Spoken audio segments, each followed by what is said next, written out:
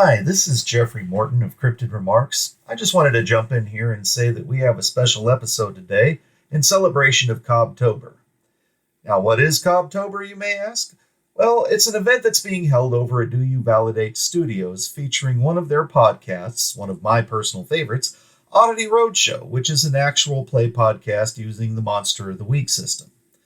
I don't think you need to know exactly who Cobb is to appreciate this episode, but you really shouldn't let that stop you from checking it out or any of the other amazing podcasts on Do You Validate. Look for them at oddityroadshow.com or the podcatcher of your choice. That's oddityroadshow.com. Tell them Professor Jeffers sent you. Wilma! Wilma! Wilma! Wilma, you're never going to believe what just happened. Where is she?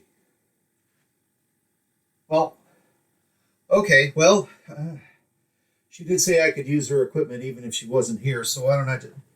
Why is this rock in her chair? Ugh, it's wet. Ugh. All right.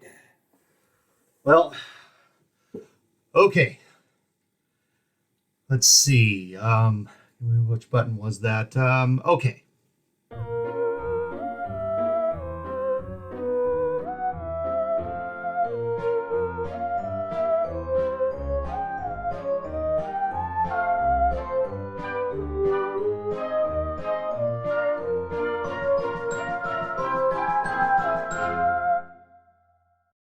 Hello, and welcome to Cryptid Remarks. This is Professor Edward Jeffers, and I've just had a very interesting experience. I had a envelope delivered to me. Now, most of the mail that I get is over email, electronics, that sort of thing. This is the first time that this has happened, and it was really odd because someone slid this under my bathroom door. And I wasn't in the bathroom at the time. They just walked through my living room, put the envelope under the door, and then walked out as I watched them the whole time. They didn't say a word. So it's in this envelope here, which looks... Ugh. Is that buffalo sauce all over the... Ugh. Smells weird, though. Okay, so... Looking at this letter, Professor Jeffers. My name is Conrad Palmer, and I work for a skunk ape. Oh, well, that's unusual. Right. To protect myself and others, I am not using real names, so we will call him Bob. While Bob can be a lot of fun, sometimes he can lose his temper. When this happens, there's no telling what he will do, but it often involves his teeth. Ew. Because of this, I have a few questions. Number one, what is the best way to deal with an angry skunk ape? Well, now that's a good question. I would say food. Most animals will calm down if you give them food. And depending on the skunk ape, they all like different foods. So I would say just experiment with that. And along those same lines there, just treat them with respect. There's been a lot of negativity thrown at skunk apes and other cryptids that are down in that area. In fact, Paul Knuckles, back in 1977, tried to pass a bill in Florida that would make it illegal for people to take, possess, harm, or molest arthropods or humanoid animals. And it failed. In fact, I don't think it even made it up for vote, which is really... I'm not sure why people wouldn't want that unless they actively want to traffic in cryptids or whatever. But yeah, unfortunately, they have to deal with that sort of thing a lot. So I would just say, just treat them with the respect that they deserve. And on those lines, don't comment on their smell. I mean, I know skunk apes have a reputation of not being the most pleasant smelling animals out there, but it's not anything they can do anything about. There's no reason to be mean to them about it. All right, second question on here. How can you repel chupacabras? I've heard Bob several times complaining about them hanging around his home because Marvin doesn't like them. Oh, well, I know a lot of them don't like swing music. Have you considered setting up a exterior speaker system and just kind of have swing music playing in the background all the time? And most of the ones that I've heard about just don't care for it and will go somewhere else. But if you're wanting something a little stronger, I would recommend planting cardamom. I don't know if they're allergic or just really hate the stuff. It's almost like vampires and garlic, although I have no documentation that says that vampires are actually allergic to or repelled by garlic. The only problem with planting cardamom is it depends on where you are. Cardamom grows better in areas that have a lot of rainfall, like 100 to 150 inches a year, even more. And they don't grow well in areas where the temperature goes below 70 degrees. Now, I know there are some online how-to guides on growing cardamom. I haven't read them. I have no reason to plant cardamom, but I mean, maybe look into that. Another thing you could do is develop a habitat for them nearby that will attract them, like a goat farm or something like that. And then maybe they will leave you alone and go over and eat the goats and hang out over there where you aren't. And then, Marvin will have an easier time of it. We'll just put it that way. I guess, wait a minute. If you did that, though, it might draw more chupacabras into the area, and then you've got an even bigger problem. But, I mean, I guess that could backfire. Maybe don't do that one. And,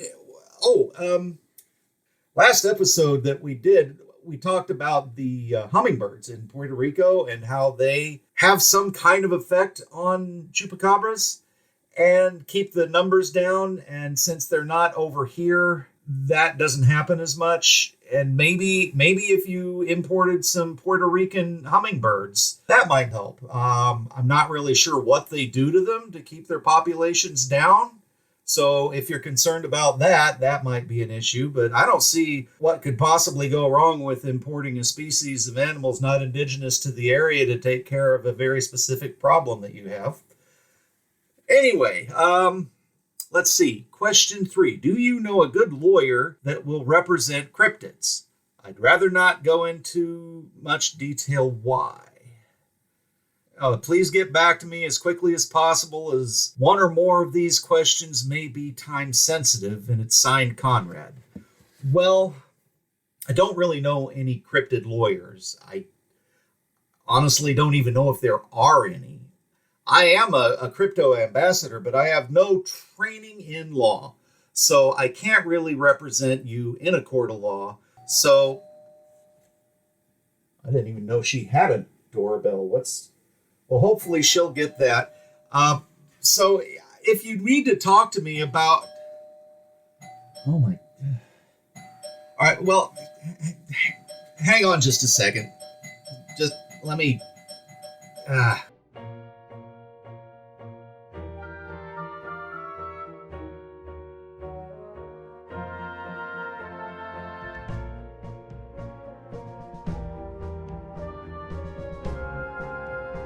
Okay, well, that was interesting. Okay, so in my travels, I've seen a lot of unusual things, but what just happened, well, let me explain.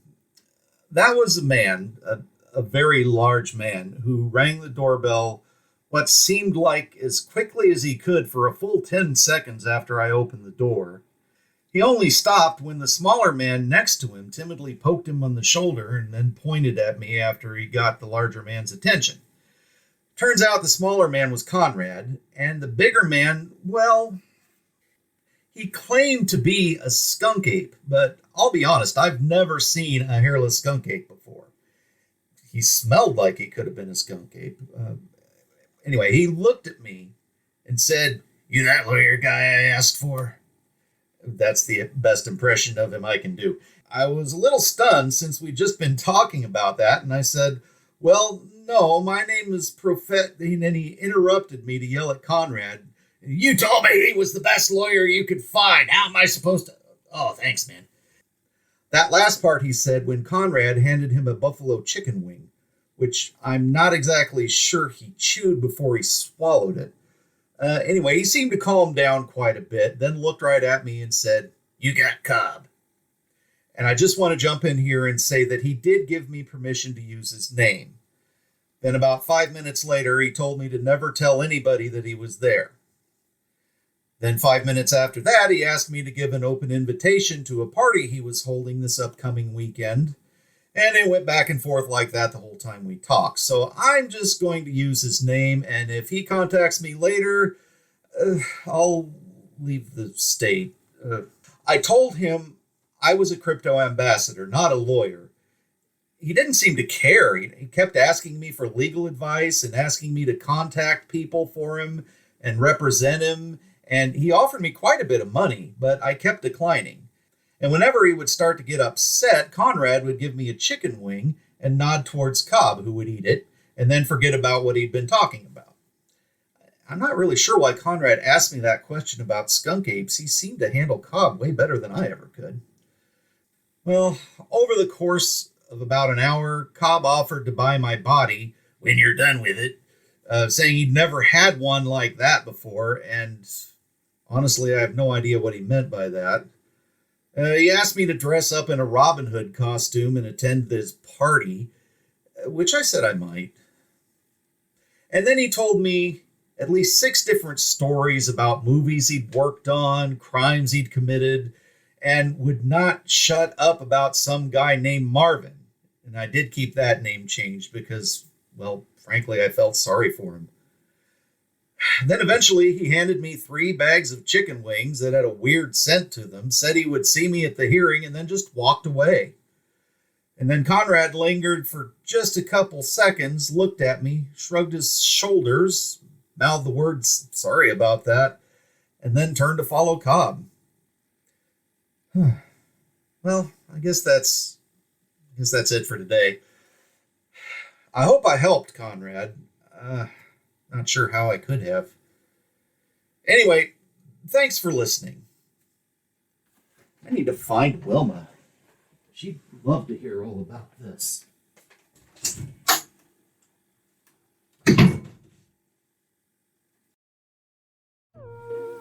You've been listening to Cryptid Remarks. The part of Professor Edward Jeffers was played by Jeffrey Morton. The part of Wilma Chronicle was played by Kimberly Morton. All music was written by Ruben Fansler. Sound editing by Jeffrey Morton and Ruben Fansler. Our web guru is Aaron Milosic. If you have any questions you would like us to cover, contact us at cryptidremarks@gmail.com or link to our Discord through cryptidremarks.com. Thank you for listening. And don't worry, I probably don't exist either.